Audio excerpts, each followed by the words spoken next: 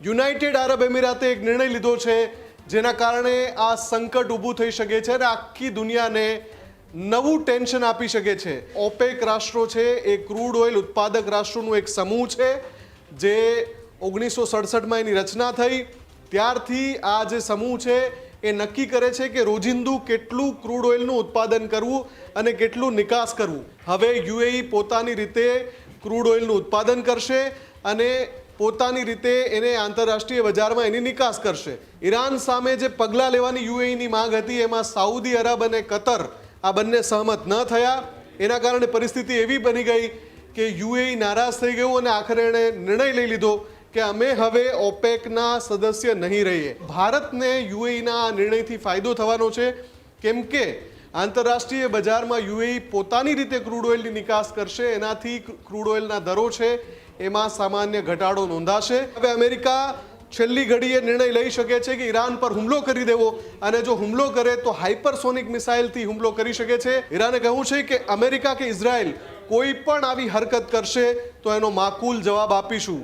ઈરાનની તમામ સેના IRGC અને એમની જે સદસ્ય સેના છે એમણે અમેરિકા કે ઇઝરાયલના કોઈ પણ સંભવિત હુમલાને પહોંચી વળવા માટે તૈયારીઓ કરી લીધી છે। ઓલરેડી અત્યારે ક્રૂડ ઓઇલના જે દર છે એ $100ની ઉપર જ ટ્રેડ કરી રહ્યા છે અને હવે જો અમેરિકા હુમલો કરે તો આ દર $125 થી $150 સુધી પહોંચી શકે છે। યુદ્ધની આ ભારત પર સૌથી મોટી અસર ગણી શકાય કેમ કે ઘરેલું જે LPG સિલિન્ડર છે એમાં તો સરકારે ભાવ વધારો નથી કર્યો, પણ કમર્શિયલ સિલિન્ડર જેનાથી રેસ્ટોરન્ટ્સ ચાલતા હોય છે, જેનાથી જે વાણિજ્યિક ખાદ્ય પ્રવૃત્તિ થતી હોય છે એમાં એનો ઉપયોગ થતો હોય છે, એ સિલિન્ડર હવે $3000 પાર કરી ગયો છે। અત્યાર સુધી આપણે એવું કહેતા હતા કે ભાઈ યુદ્ધની ભારત પર કોઈ અસર નથી, પણ કમર્શિયલ LPG સિલિન્ડરમાં $1000 જેટલો વધારો કરી દેવો એ આ યુદ્ધની પહેલી અસર છે। આખો વિડીયો જોતા પહેલા હજુ પણ અમારી ચેનલને સબસ્ક્રાઇબ નથી કરી તો YouTube પર સબસ્ક્રાઇબ કરો અને Facebook અને Instagram પર ફોલો કરો।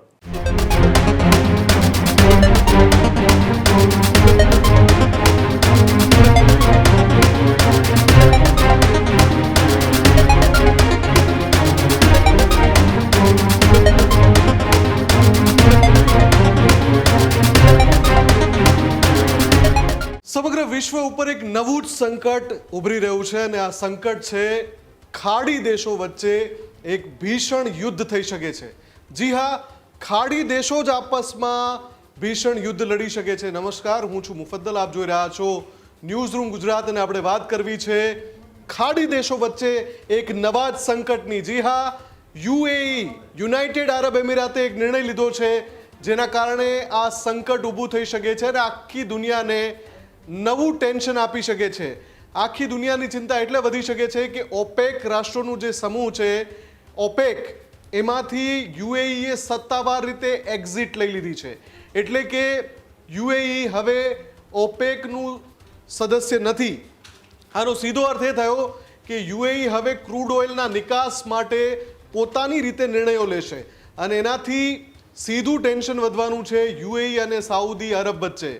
આપને જણાવી દઈએ કે ઓપેક રાષ્ટ્રો છે એ ક્રૂડ ઓઇલ ઉત્પાદક રાષ્ટ્રોનું એક સમૂહ છે જે 1967માં એની રચના થઈ।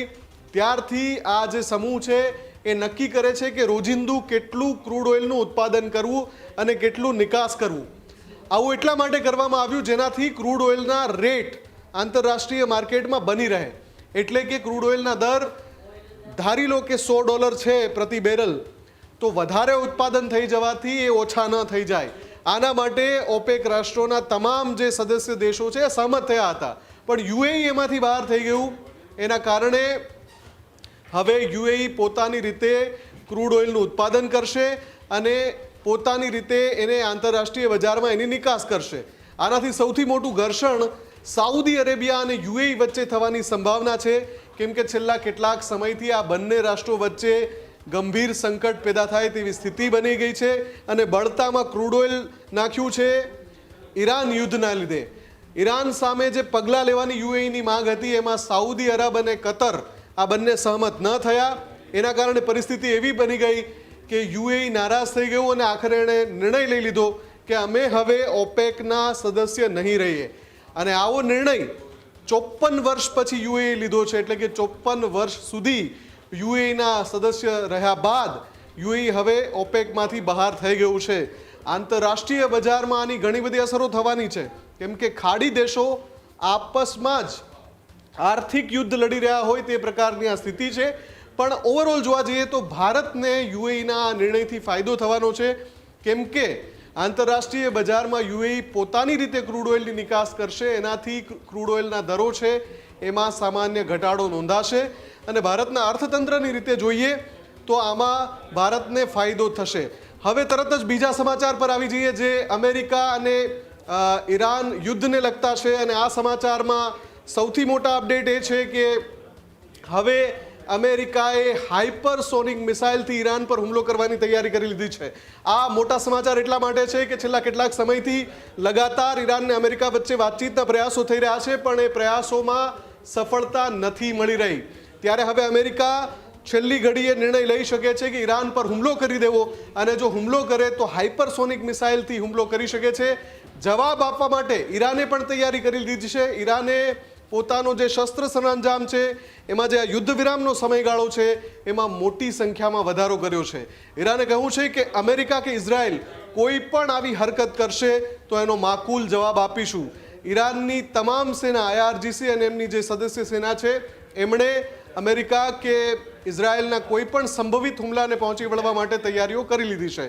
પણ મોટી વાત એ છે કે જે શાંતિના પ્રયાસો થઈ રહ્યા છે એને મોટો માર લાગી શકે છે જો અમેરિકા કે ઇઝરાયલે ઈરાન પર ફરી એકવાર હુમલો કર્યો. કેમ કે આની પહેલાં જે 40 દિવસનું યુદ્ધ ચાલ્યું હતું ત્યારે પણ ઈરાન પર ઇઝરાયલે હુમલો કર્યો હતો. આ વખતે એ તૈયારી અમેરિકા કરી રહ્યું છે, પણ આનાથી આખી દુનિયાનું સંકટ વધી શકે છે. કેમ કે ઓલરેડી અત્યારે ક્રૂડ ઓઇલના જે દર છે એ $100 ઉપર જ ટ્રેડ કરી રહ્યા છે, અને હવે જો અમેરિકા હુમલો કરે તો આ દર $125 થી $150 સુધી પહોંચી શકે છે અને વૈશ્વિક ઉર્જા સંકટ ઊભું થઈ શકે છે. કેમ કે હોર્મુઝ સ્ટ્રેટને લઈને કોઈ સહમતિ નથી સધાઈ રહી, પરિસ્થિતિ તંગદિલ બની રહી છે અને હવે ગમે ત્યારે ભીષણ યુદ્ધની પરિસ્થિતિ ફરી એકવાર બની શકે છે. આખા આ યુદ્ધના કારણે વૈશ્વિક ઉર્જા જે સપ્લાય છે એને મોટી અસર પહોંચી છે. એટલે હવે ત્રીજા સમાચાર પર આપણે આગળ વધીએ કે જે ભારતને લગતા છે. ત્રીજા સમાચાર એ છે કે ભારતમાં સિલિન્ડર જે છે LPG સિલિન્ડર એના દરમાં વધારો કરી દેવાયો છે. ત્રીજા સમાચાર પર આપણે આગળ વધી જઈએ. LPG સિલિન્ડરનો જે દર છે એમાં ₹1000, લગભગ 1000 એટલે ₹994 વધારો કરી દેવાયો છે. યુદ્ધની આ ભારત પર સૌથી મોટી અસર ગણી શકાય, કેમ કે ઘરેલું જે LPG સિલિન્ડર છે એમાં તો સરકારે ભાવ વધારો નથી કર્યો, પણ કમર્શિયલ સિલિન્ડર જેનાથી રેસ્ટોરન્ટ્સ ચાલતા હોય છે, જેનાથી જે વાણિજ્યિક ખાદ્ય પ્રવૃત્તિ થતી હોય છે એમાં એનો ઉપયોગ થતો હોય છે, એ સિલિન્ડર હવે ₹3000 પાર કરી ગયો છે. એટલે કે સીધી અસર તમામ એ ખાદ્ય પદાર્થો ઉપર થશે કે જેમાં કમર્શિયલ LPG સિલિન્ડરનો ઉપયોગ થતો હોય. રેસ્ટોરન્ટમાં જમવાનું મોંઘું બનશે. આ સિવાય જ્યાં જ્યાં એનો ઉપયોગ થાય છે કમર્શિયલ LPG સિલિન્ડરનો, ત્યાં તેની સીધી અસર થવાની છે. પણ અત્યાર સુધી આપણે એવું કહેતા હતા કે ભાઈ યુદ્ધની ભારત પર કોઈ અસર નથી, પણ કમર્શિયલ LPG સિલિન્ડરમાં ₹1000 જેટલો વધારો કરી દેવો એ આ યુદ્ધની પહેલી અસર છે.